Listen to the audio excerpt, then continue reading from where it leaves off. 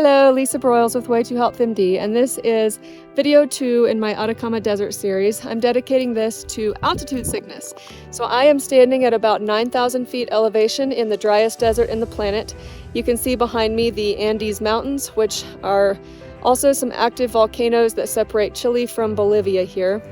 So when I arrived last week, I went from 2,000 feet elevation in my hometown to about 11,000 feet at the first base camp, and you guessed it, I developed all of the symptoms of altitude sickness, which include headache, my head just pounded whenever I leaned over to do anything, dizziness, nausea, really hard to keep food down, and it can get to the point where you can get confused, and if you start getting extremely confused, you need oxygen, you need to descend immediately. However, I happen to have some Acetazolamide, brand name is Diamox, on hand, which I did start taking and it did relieve my symptoms.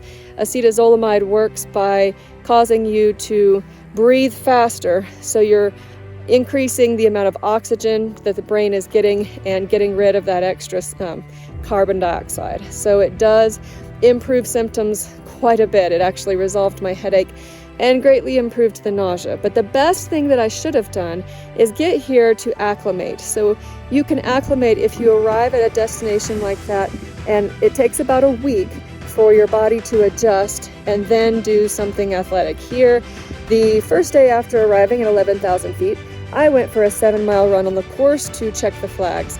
Boy, that was rough. I did have that Diamox, fortunately. I also tried the local herbs because, of course, that's what I do.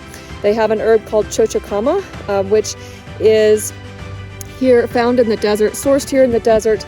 It is great for dizziness and nausea. It did take the edge off, but it wasn't enough. I also tried coca leaves. I made a pouch of coca leaves, kind of sublingual, that just kind of absorbed through the mucosa of the mouth.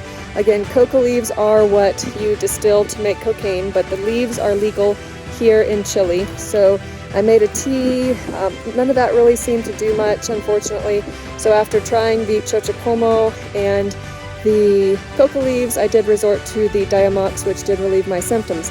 But the lesson learned is acclimate. If you can, get to a destination a little bit higher, maybe 7,000 feet, spend a few days there, then go up a little bit higher, but going straight from 2,000 feet to 11,000 feet elevation within 48 hours, 36 hours was not good. So fine now and enjoying the Chilean desert as a physician for the Atacama Racing the Planet series. Stay tuned.